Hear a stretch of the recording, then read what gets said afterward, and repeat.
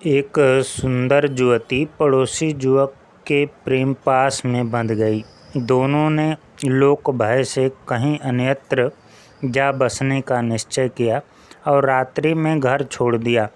युवक अपरिचित जगह में निर्वाह साधन कठिनाई से ही जुटा पाता, फिर भी दाम्पत्य जीवन चला और 3 वर्ष में ही 2 बच्चों का बाप बन गया। दोनों ने सोचा घर वापस लौट चलें, परिवार का क्रोध शांत हो गया होगा, वहीं गुजारा करेंगे। लंबा रास्ता पार करना था। 2 बच्चों को गोद में लेकर दोनों बीहड़ के रास्ते घर लौट रहे थे। रास्ते में एक विषधर ने युवक को काट लिया और वह वहीं ढेर हो गया। युवती पर विपत्ति का पहाड़ टूट पड़ा। वह करती क्या? उसने लाश को नदी में बहाया और किनारे पर पड़े एक लट्ठे के सहारे पार उतरने का प्रयास करने लगी। एक हाथ में लट्ठा रहने के कारण एक ही बच्चे को साथ ले जा सकती थी, सो उसने छोटे को पत्तों के ढेर में छिपा दिया और बड़ों को कंधे पर बिठाकर लट्ठे के सहारे पार उतरी। दूसरे फेरे में दूसरे को ले जाने की योजना थी। पार होने पर बड़े बच्चे को खेलने के लिए बिठाया और वापस लौटकर छोटे को लेने चली। पर दुर्भाग्य का क्या कहना, देखा तो छोटे को श्रृंगार खा चुका था।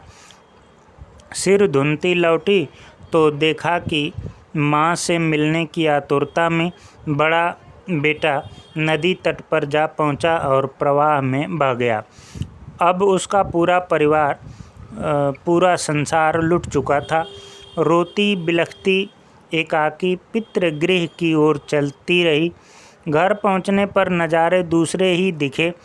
माता पिता मर चुके थे, सास ससुर बीमार पड़े थे, एक भाई था सो भी ठीक उसी दिन मरा जिस दिन घर पहुंची थी। इतनी विपत्तियां इतनी जल्दी एक साथ उस अल्लड़ लड़की पर टूट पड़ी तो वह संतुलन गंवा बैठी और पागल हो गई। उस पगली की उद्धत गतिविधियों से क्रुद्ध होकर पड़ोसियों ने उसे भगवान बुद्ध के आश्रम में पहुंचा दिया।